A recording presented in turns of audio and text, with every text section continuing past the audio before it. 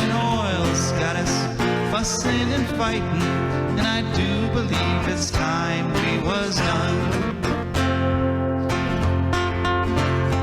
I don't want them nukes run by them kooks who think radioactivity is fun. No more three-headed frogs or kids with leukemia. Nuclear power ain't fit for a dog. The sun done give us all we need to make this country run. But that nuclear power's got us fussing and fighting, and I do believe it's time we was done. No nukes!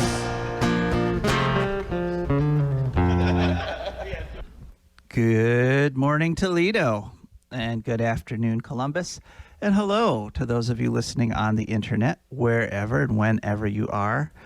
You are one of the fortunate ones who has tuned into For a Green Future.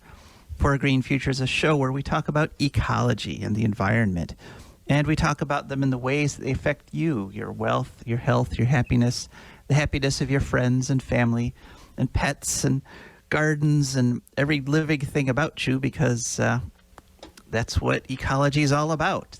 I mean, without all the living stuff, ecology is just geology, which is interesting in its own way, but nowhere near as interesting as looking at how everything interacts. And very happy to be with you for the next hour, and at any time during the next hour, you can join me at 866-240-1065. You can call in about any ecological or environmental issue at 866-240-1065. And our show last week, we had two very long, intense interviews, and so I actually wasn't able to get to someone who texted a question. And you can also text anytime during this next hour at 419-973-5841. And we had a nice listener who asked who I would recommend or how I would recommend someone who was interested in Lake Erie issues, what they could do. And there's a whole bunch of course, excellent organizations you could hook up with to work on Lake Erie issues. Sierra Club's doing good work, but the one I would recommend if you really want to focus on Lake Erie are the Lake Erie water keepers, because the people there have their hands in every Lake Erie issue that's going forward. They know what's going on, and that's just a personal recommendation. You know, they're not paying me or anything. They didn't even know I was going to bring this up, but we love questions like that. We love any kind of questions or feedback from you folks. And again, you can call anytime during the hour at 866-240-1065 or text again at 419-973-5841. We'd be happy to talk to you. We got a good show for you today. This is an unusual show because this is our Earth Day show. Earth Day is this Thursday, April 22nd, and there's a lot of groups doing a lot of things for Earth Day. You can go check them out. One interesting organization, a frequent guest on the show, is Ohio Citizen Action, and they're doing a virtual Earth Day symposium. So if you go to their website, you can check that out. But one thing that we're going to be doing because this is our Earth Day special is we're inaugurating, having our first For a Green Future Earth Day Telethon. That's going to be going from 8:15 to 8:30. It's going to be different from most telethons you're used to because A, it's so short. Really, we're going to cut it off at 8:30. It's just going to be Rebecca and me, and we'll talk more about that at 8:15. Then we'll hear from our regular advertisers and patrons. Rebecca has an interesting story about pollen, and that's a very topical, timely thing right now because there's lots of it all around us. Then we've got our ecological news, and that'll be our show. And we've got some intense environmental stories, some of which I wasn't able to give proper time to last week, so we're going to go a little more in-depth this week. And as I say, all that, and hopefully you too, at 866-240-1065. So this week I've been doing a fair bit of walking. It's been nice and sunny, even though it's been a little chilly. It's still good weather for taking a walk. And regular listeners know I often walk on the Slippery Elm Trail here in Bowling Green. And I did something I've been wanting to do for a long time. I went off the trail there. And, that's something you're not supposed to do too much of, but I was following a deer trail, so it wasn't like I was stepping on any plants or anything. The deer have a very well-established trail there. And I followed it back into the woods a little ways, and what I found were the remains of the rail station, the Bowling Green rail station, because the Slippery Elm Trail is a rails-to-trail thing, and it's the remains of an electric railroad, an electric rail car that went from Toledo to Cincinnati. And we were following that, and what we found is we were able to do this. Back in the 1920s, we had an efficient, inexpensive rail system that could take somebody all the way from Toledo to Cincinnati, and they could hop over to Dayton, go 60 miles an hour, which back in the 20s was an amazingly fast thing. And so it was kind of poignant to go into the woods and find the remains of this railroad station. It has been knocked down. Probably was what they call an attractive nuisance, and so it was obviously somebody took a bulldozer to it or something, and it's broken up. But you could see the remains. You can kind of piece together the jigsaw puzzle that's sitting there, and it just got me to thinking about how much what we're trying to do is in a way go back to with a green future, in a way goes back to the green past, because before us humans messed everything up with our irresponsible ways of using technology and developing, the past was pretty good. You could drink out of most every stream. There were fish in every river. You could see the stars at night no matter where you were. And, this past technology, this technology that got abandoned, we need to go back to it for the future, because you might think as you're driving along with your internal combustion engine, you might think that what you're using that gasoline for is to move yourself from place to place. You put it in the car. Obviously, that's what we're using it for. But in reality, internal combustion engines like that are only at best 15% efficient. That's their theoretical maximum. Most internal combustion engines are a lot less efficient than that. So 85 to 95% of what you're doing when you're filling up your car and running your internal combustion engine is not moving yourself around. It's putting carbon in the air and generating waste heat. That's what 85% of all that effort, all that taking oil out of the ground in the Middle East and shipping it in tankers over here and refining it and putting it in tank trucks and sending it to your gas station and putting it in your car. The 85% of what all that's about is actually just generating waste heat. So electric motors are much more efficient. They're 4 times as efficient as internal combustion engines. So when we switch to electric cars, like I've got, we will actually need less energy. So it not only produces less pollution, it also doesn't need as much energy in the first place. So we got to, and electric trolleys, electric trains, those are also a big part of a green future. So going back to the past to get to the green future. Another thing I saw this week that I really wanted to talk about, there's a YouTube channel called Kurzgesagt. It's spelled Kurzgesagt. So I have no idea if I'm pronouncing it right, but it's Kurzgesagt. And they released a video with the title, "Do We Need Nuclear Energy to Fight Global Warming?" And the answer to that, of course, if you're a regular listener, we know that the answer is no. But the K, I'll just call him the K. The K released this video that says we do. Now, normally this channel, and do watch it. I actually like this channel. Normally, this channel is just talking about things like subatomic physics. You know, they've got videos on things like on what's a proton and what exactly is a quantum field. You know, they use really cool graphics. They've got these sort of little birds that demonstrate all the issues and so forth. And they did, you know, so they're normally just a science channel, but they've taken this this question about nuclear power, and they've just gone completely into the pro-nuclear camp.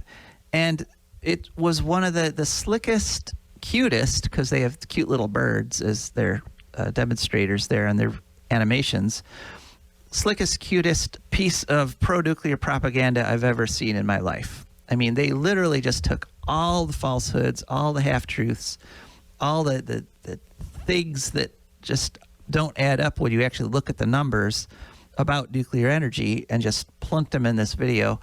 And they've already had 3.5 million views. They released it on April 13th.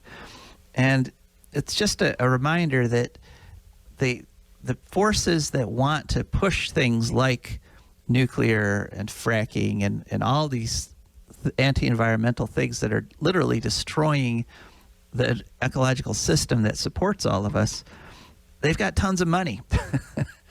This was a terribly slick production, and they also, importantly, had money to promote it on YouTube. I mean, the way I found out about it is it popped up at the top of my YouTube page when I first signed in. So in other words, I'm on the list of people interested in the nuclear issue because of videos I've watched in the past. And so they're able to micro-target this video right at me. And they've got tons and tons of money.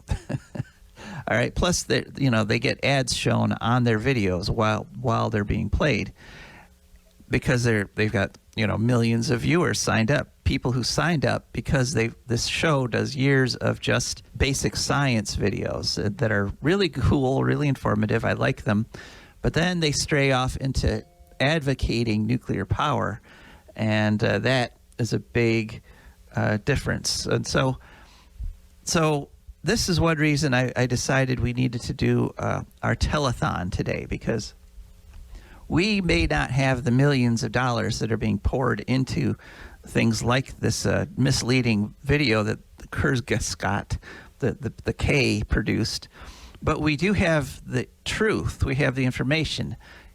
Just a few weeks ago, we had a researcher on who has spent 20 years looking at the effect of radiation on the environment, and we were able to get a first-hand interview with him to give you folks information you're never going to get from Kurzgesagt. You're never going to, this is not going to pop up on a sponsored feed on YouTube, because we don't have the millions of dollars they do, but we do have the truth. And so a little bit of truth cancels out a whole ton of disinformation. That's been my experience in life. But we do need to have that little bit of truth. We must get that little bit of information. And so now we're going to officially start the telethon, the For a Green Future Earth Day telethon. And we're going to go just till 8:30 on this, because what we need are patrons. What we need are people who are willing to go to patreon.com. That's Patreon, patreon.com. And if you go there, you'll see there's a whole bunch of different levels of membership. It starts at $5 a month, and then we got 10, and we got 25, and even 50. And if you join up at that $5 or that $10 or that $25 a month membership, or even at the $50 a month membership, what you'll be doing is keeping an information channel open that a whole bunch of people with a lot of money want closed. They would prefer that you never get this kind of information, that all you hear, all you see are the bright, shiny, cute animations produced by the companies like K, and you don't actually find out the truth. And we're all about giving people the truth here, giving people the information that they need to make informed decisions as citizens. And Rebecca, are you there? Rebecca, my co-host, will be joining us shortly, hopefully. And but so in the meantime, for the next, we're already almost a third of the way through the For a Green Future Earth Day Telethon. And the reason I'm asking for patrons, the reason I'm asking people in the next few minutes to go to patreon.com and search for a Green Future. There's got a little bar that says find a creator. And so that's what you type in there, For a Green Future. And our website will pop up, or our Patreon page will pop up. And the reason I'm asking for patrons is because we really get an unfettered freedom to report on and do whatever we want to do and need to do from patrons. Advertisers, there's always that little unseen pressure there that you don't want to offend an advertiser. You don't want to be harsh on somebody who's actually supporting your show. So the more patrons we have, the more this is a listener-funded program, the better for the program itself, the higher quality program we can bring you. And also, I have to tell you, it's darn hard to get advertisers. I've spent a lot of time trying to get advertisers, and COVID really just sort of blew that away. But even before COVID, it's difficult to actually be a salesperson and get advertisers for the show. We were working on this one local restaurant who will remain nameless because it's a good restaurant. I like it.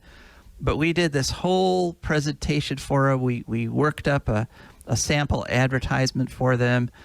They were setting up meetings with us. They said, oh, well, we'll meet you here at this time. And then they would cancel. And then, oh, we'll meet you here at that time. And sort of dangled us around.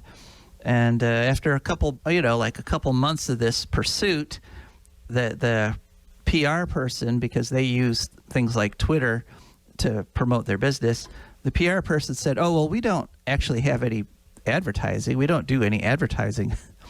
We just want you to interview us about our restaurant for free on your show. And, so that's kind of typical of what's going on now, is that a lot of advertisers dump all their money into Facebook and all their money into Twitter and YouTube, and they don't actually do the support of the larger economic community that's needed to keep that community functioning. So we're very grateful for the advertisers we do have, and we would love more. And so if you're listening and you have a business that you think we would like to promote on For a Green Future, by all means, contact us. You can send an email to joe@DeMare, foragreenfuture.org, and we will immediately get back to you. But patrons are better. And the goal for our telethon here, our 15-minute telethon, which we're almost halfway through, actually, is right now we have, at the start of this past week, we had 6 patrons. And so what we're aiming for is 10. We want to end up with 10 patrons by the end of this telethon. And so if in the next 10 minutes or so you're able, go online, go to patreon.com, Patreon, and search for a Green Future and sign up as a patron. I have the screen of our patrons right up in front of me. And ideally, I believe once you've signed up, you'll pop up on this screen, and we will thank you live on the air. And we will be extremely, extremely grateful. And the way Patreon works, of course, is you sign up for a monthly donation. So you pick the amount you want, and once a month on the first of each month, that little bit will come out of your checking account and come over to our account, and really that would be great. So there's that, and we're almost halfway through the telethon, and there's a couple things I have to tell you. One is that For a Green Future is actually, legally speaking, what this is an LLC, a limited liability corporation. So Unfortunately, if you sign up as a patron, this does not count as a charitable contribution. So I have to inform you of that. But it would still be a great act of charity on your part to keep this resource going for the whole community. And the other thing that I wanted to talk a little bit, we have some nice pictures on our For Green Future Patreon page, and there's some stories behind some of those pictures. One of them at the dog level, and we have one patron right now at our dog level membership, and that's a picture of our dog Molly, who last year passed away from cancer, unfortunately. Then we have our bridge builder level, which is $50 patronage, $50 per month. And the picture there is a picture taken in Alaska, at a state park in Alaska. It's a very beautiful picture. It's worth going to the page just to see the pictures. We have a picture of people that are doing yoga in a line there.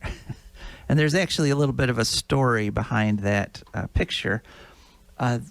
This was a picture that was taken way back when they had the People's Climate March in New York City.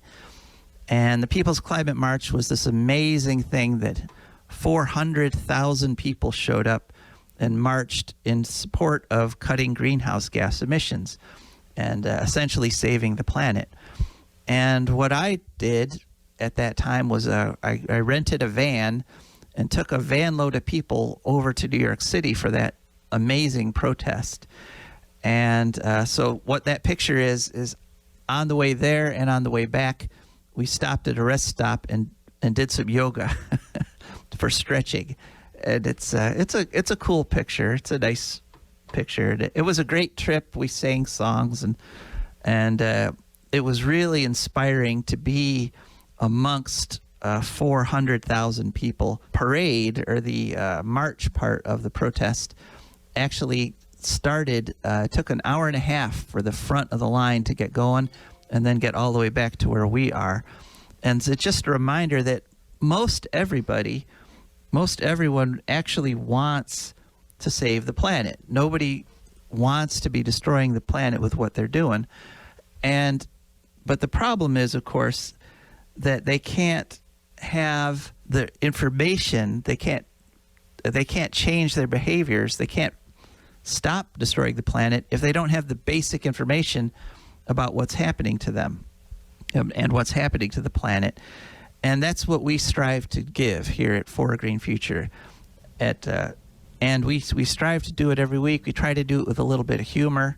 And my wonderful co-host, Rebecca, is saying that she's coming through. She's been trying to get on, and then technically it's not working, which is too bad, because I was looking forward to doing some of that PBS telethon type banter with her. She's really good at banter if you're a regular listener to the show. So I just want to urge Rebecca to keep trying, and hopefully she'll get on soon.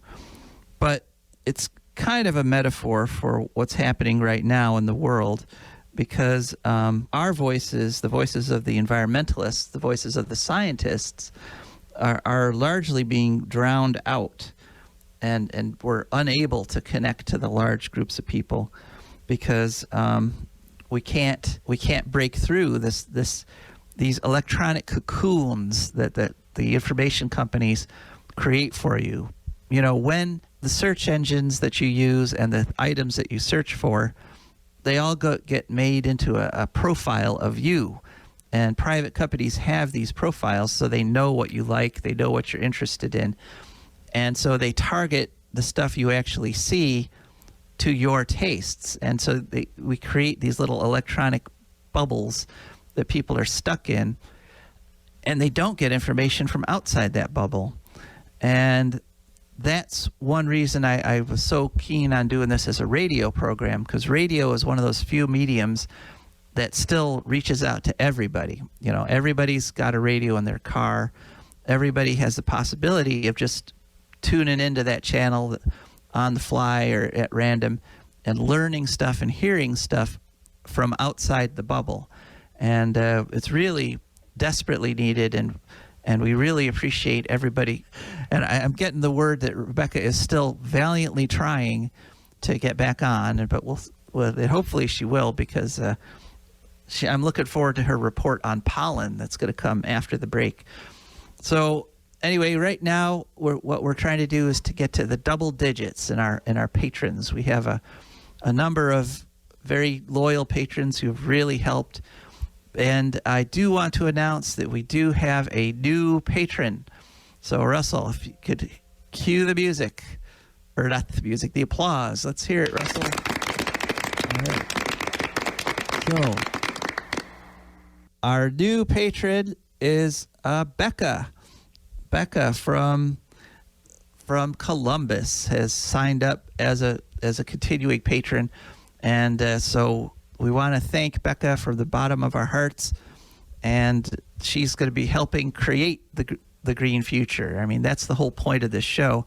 It's not just to talk, it's to actually help move us towards and to create the green future that we all need. And so that marks the end.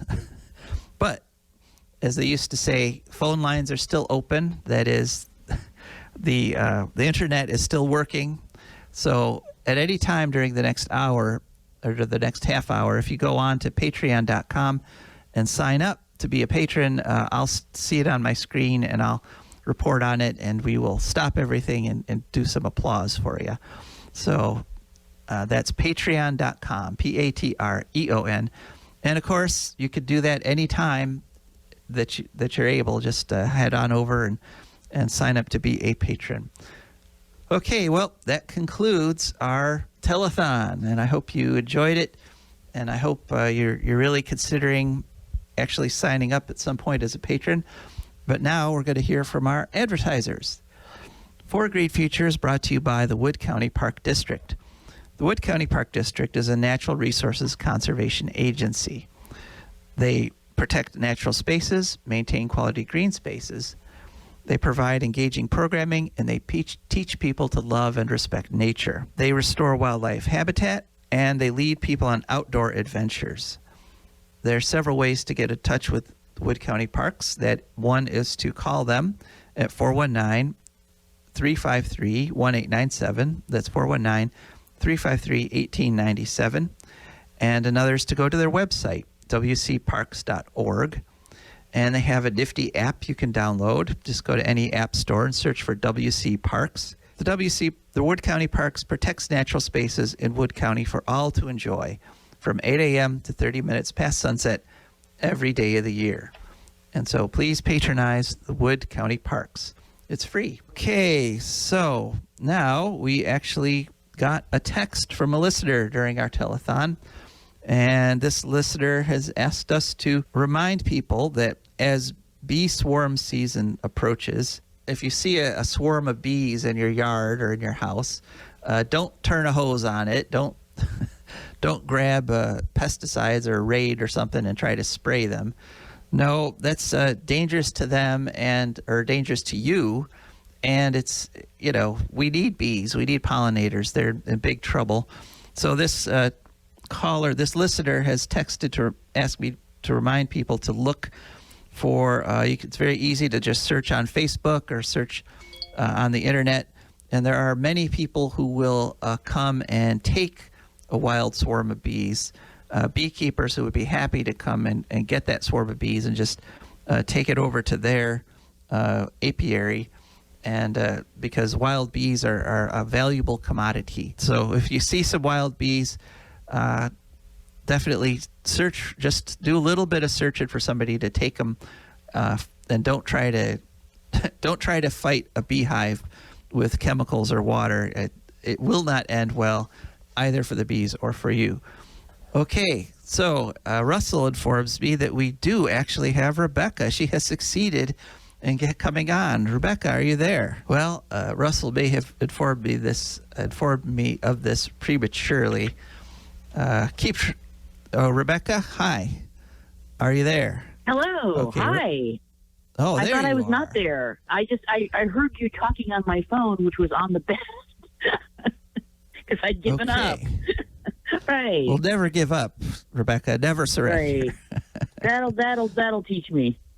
Yeah. So, well, welcome. Too bad you weren't here for the telethon. It was great. We got a new. Yeah, we have a new patron, which we're happy to announce. And Go very grateful Becca's. for. We're great. Yeah. Well, and yeah, Becca's. Yeah, her name also happens to be Becca. That's yeah. There you go. I have noticed that there's a high. We also often talk with another Becca from the Sierra Club, who's in charge of their Beyond Coal program. So, yeah, Becca's. If all the Beccas would just call in, we could do the show from the French Riviera. Yes,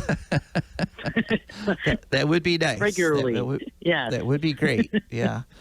Well, hey, and if we get enough patrons, we can start doing things like remote shows and things that take a little bit more resources than we have at the moment. So, well, I'm glad you're shows from my porch in the Old West End, which was just happened before.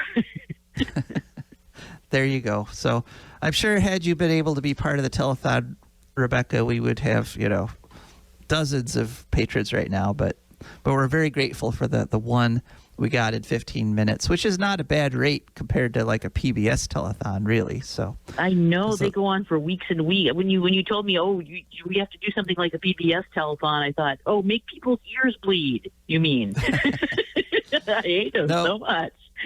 Yeah, no, I didn't want to do one that would seriously impact the show because, right. I like being able to give this information. And for an example, you have some information for us, I believe, about pollen. I do, yeah. It's time to have a little talk about the birds and the bees here. Yeah, or actually, okay, when a flower or something related to a pine tree, any kind of conifer, which includes both the pines and those kind of trees, plus ginkgos and cycads. I gotta find out what a cycad is one of these days. Loves itself and all of the trees downwind very, very much.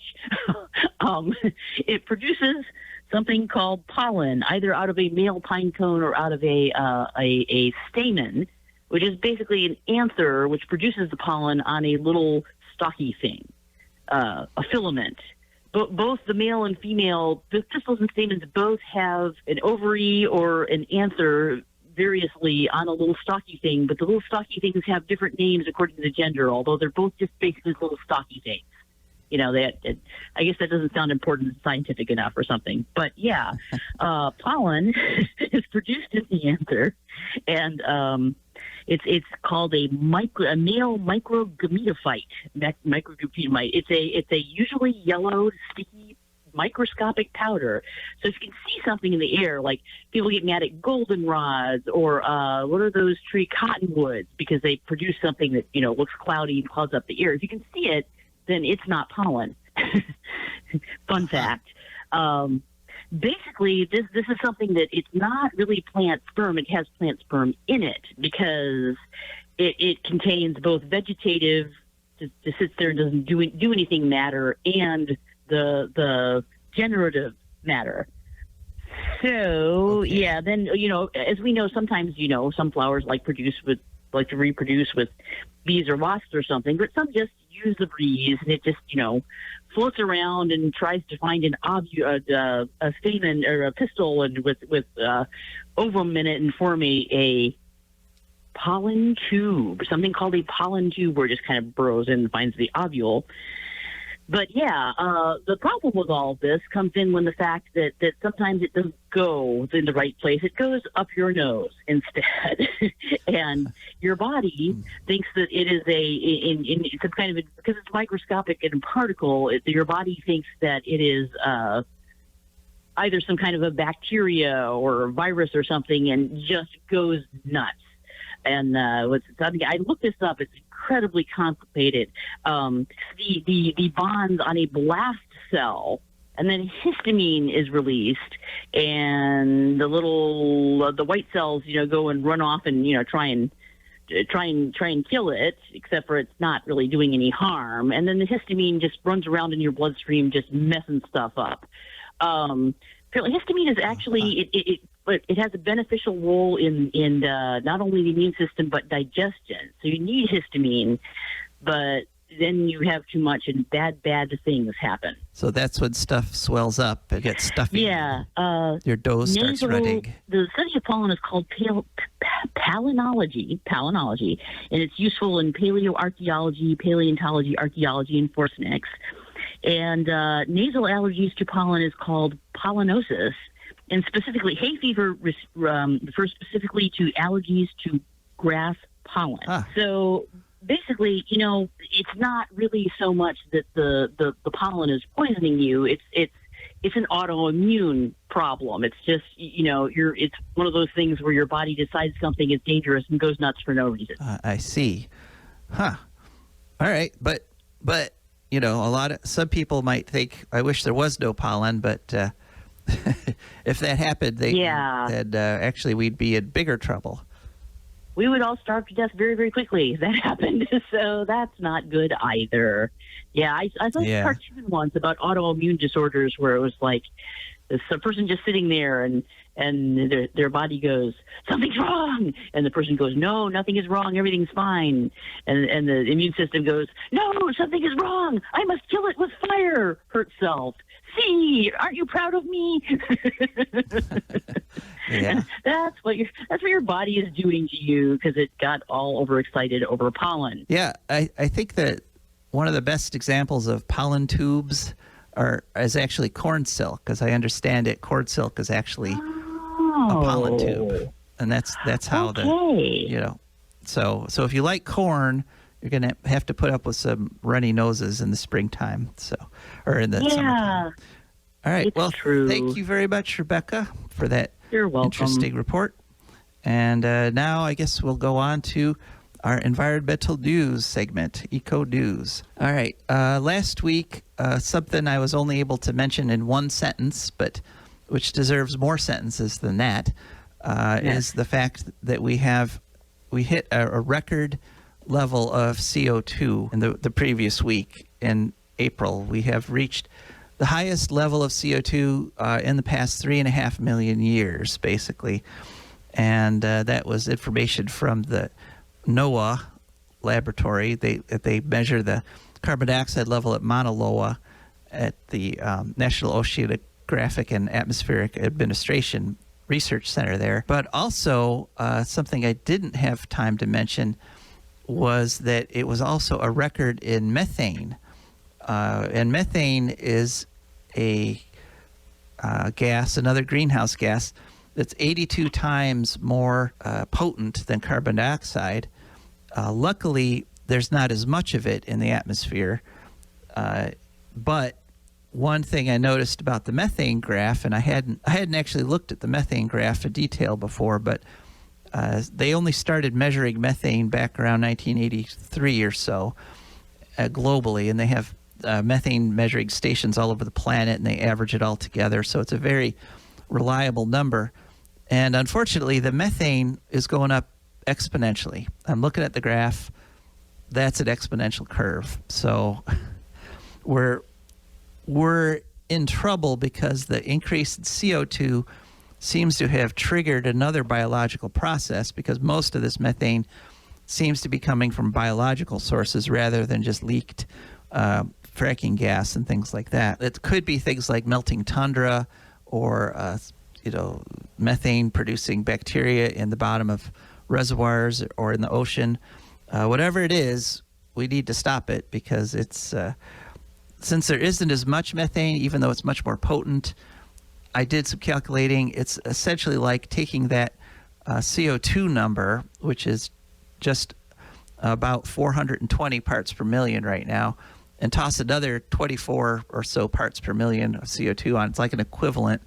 So when you hear it's CO2 hit 420 parts per million, it's really more like 450 once you add the methane in too, which is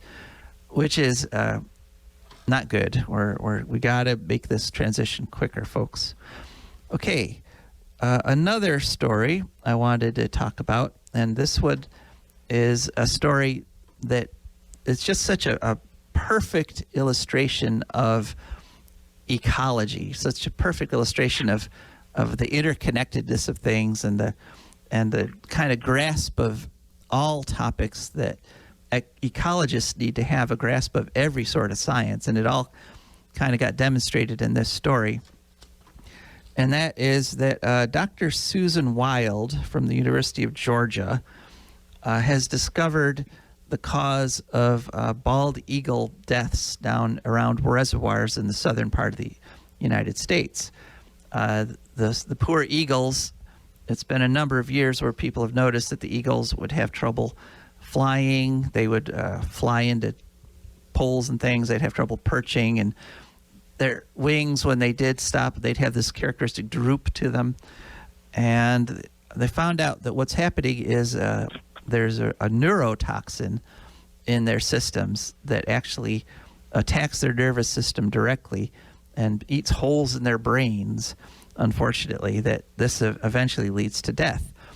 But nobody could figure out what this neurotoxin was or where it came from. And back in 2015, Dr. Wild and her co-researchers had a prime suspect. You know, they were like, it's kind of like those old Columbo episodes. I don't know if our listeners are old enough to remember Columbo, but he always knew right immediately, he knew who actually did it. It was just a question of proving who did it. Well, she discovered a new form of cyanobacteria, and I'm going to butcher the name. It was called Telethon hydricola, which essentially means eagle killer. And this blue-green algae, also called cyanobacteria, had a very tricky trick for evading detection.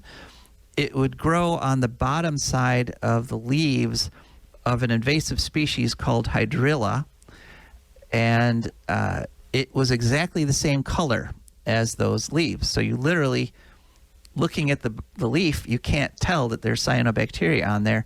It wasn't until she had the bright idea of putting the plants under black lights that these bacteria showed up, because they fluoresce, like a heavy metal rock band poster. So they would fluoresce. So she said, aha.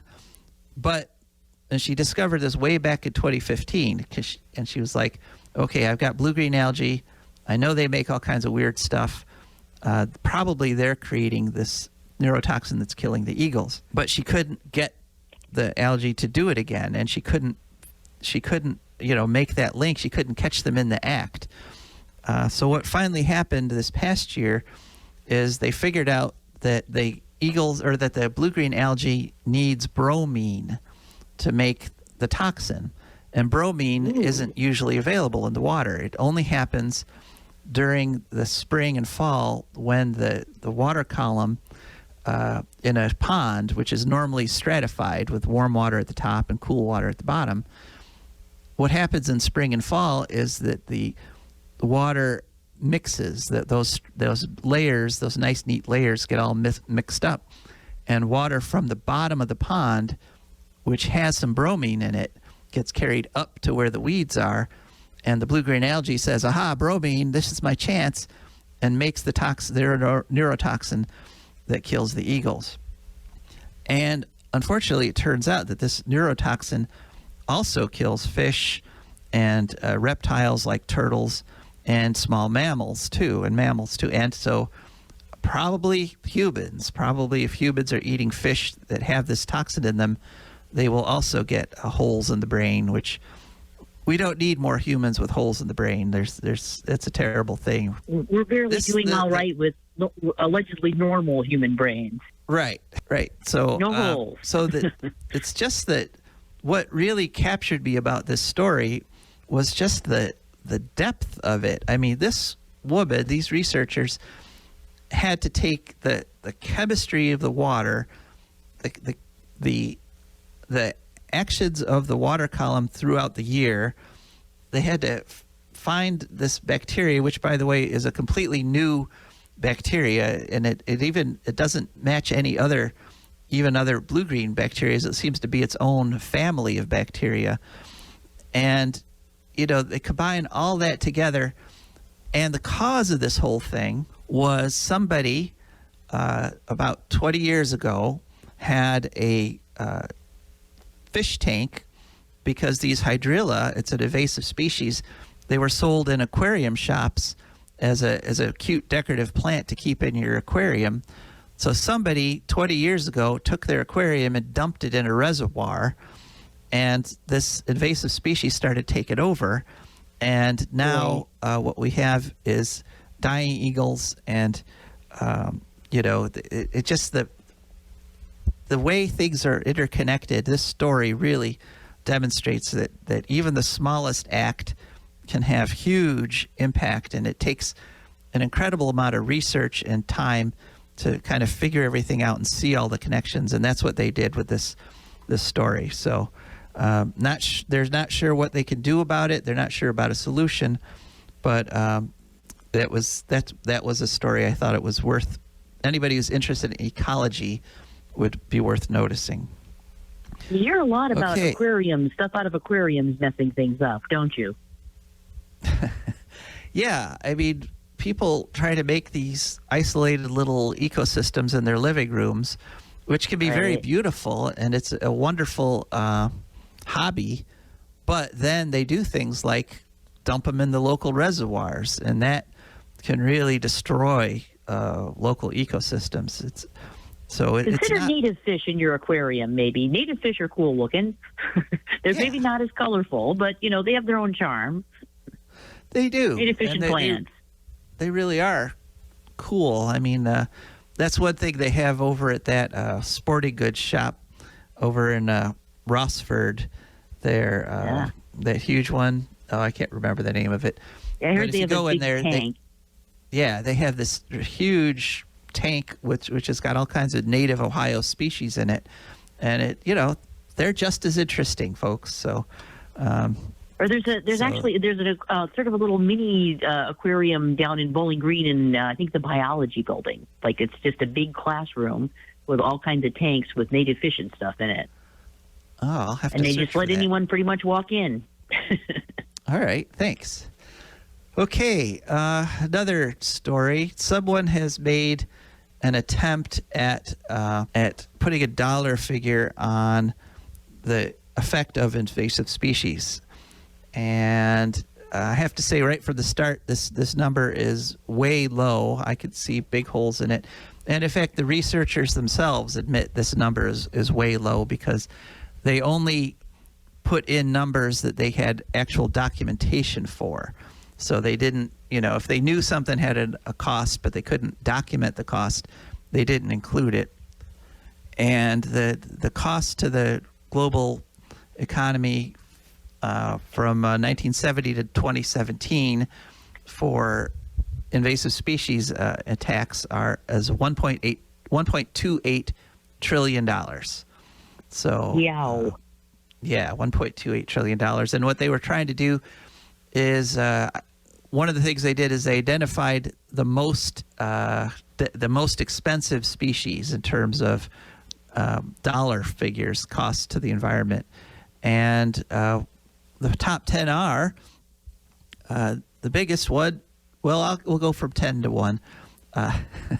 Number 10 is New World screwworm flies. And screwworm flies are these. They attack cattle, so they have a big cost on livestock. Next, it sounds painful. Yes, they are very painful for the cattle. Next comes our good old friends, the killer bees, the Africanized honeybees. They're coming up from the south. Then comes the European gypsy moths, who take out entire forests. Boll weevils are an invasive species attacking cotton. Brown tree snakes are these terrible invasive species that the biggest cost for them is the management cost. Over $20 billion a year is trying to control brown tree snakes. Our good old friend fire ants, who if you hit a fire ant mound with a lawnmower, you never ever forget it. No doubt. Number 4 is termites, which literally are eating humans out of house and home. We had a run-in with termites an invasive species of termite, and we've had to deal with that. It did damage our house, but we're okay now, knock on wood. Hopefully it's still there. Number 3, cats. Yes, the house cat that you let out and just to go run around and do what it wants kills all kinds of birds and small mammals. Keep your cats in your house. Do not let them run about. They cause over $55 billion a year in documented damage to the environment. Then above cats, there's rats, which are about $70 billion a year damage. And the number 1 invasive species, costliest invasive species, mosquitoes. Yeah, because they I noticed carry you don't diseases. mention humans. Right. You know, my one uncle used to say that a lot of, there are certain species like rats and humans that thrive in disrupted ecosystems. You're right. Actually, that would be researcher bias, wouldn't it? Because I guess it would. Yeah. the researchers didn't think about themselves. Yeah. True. So those are the Aedes species of mosquitoes, the A. albopictus and A. aegypti. They do about $150 billion of damage every year in terms of health and other damages. And this was a summary done by Science News that came out this past week, or March 31st, excuse me. But they were summarizing a March 31st report that was done in the journal Nature. So if you want details, but as I said, that's really just a fraction of the true cost, because and the researchers also could pick out huge chunks of more expense. They just weren't able to document them. All right. My father had this. My father and stepmother had this cat who he learned how to attract adult birds by if he found a downed baby bird, he would not eat it, but he would just run over and sort of pat it on the head and make it squeal and squeak. Oh. And then the mommy would come and he could get both of them. He found out. Cats are a little disturbing. Yeah. And then he went on to get hit by a car, which is another reason you shouldn't let your cat outside. Right. Definitely. And get them fixed too, because we don't need more feral cats running around. Right. Yeah. Well, they did that bit, but they have they live next door to a junkyard, which is how they got a very nice house in an iffy neighborhood. So it was, the price was right. But the junkyard comes with an unlimited supply of free cats, basically. Yep. Okay, so one last story I wanted to report on this week, and that is my ongoing battle with the Bowling Green Department of Utilities. Oh, boy. And I spoke in front of the Citizens Utility Board, quote-unquote Citizens Utility Board, this past Monday. And I had talked to them the previous meeting and showed, mathematically that there was no justification for the fee and the penalties that they're applying to rooftop solar in Bowling Green. They told me after the meeting, go watch our past meetings where we talked about this, and you'll see why we did this. So I did it. I spent hours watching utility board meetings, and I discovered that literally every single thing that the Director of Public Utilities, Brian O'Connell, told them to justify this policy was demonstrably false. I mean, just flat out. Like, for example, he said, this will only mean a slightly lower return for homeowners, and it'll just take them a slightly longer to pay off their systems. When actually it changes my payback on my system from somewhere around 10 to 15 years to over 60 years. In other words, my 25-year rated system will never pay for itself only because of these fees and penalties. And, it's just a case where they're using really flimsy excuses and easily disproven assertions to make a policy that is incredibly damaging and anti-environmental. And being turd-head booger butts, in other words. So that was our show. The live broadcast actually got cut off a little bit at the end there, but in this podcast version, we can have time to say Thanks so much again for our new patron, and we urge everyone else to go to patreon.com and sign up. And this is Joe DeMare signing off. But that nuclear power's got us fussing and fighting, and I do believe it's time we was done.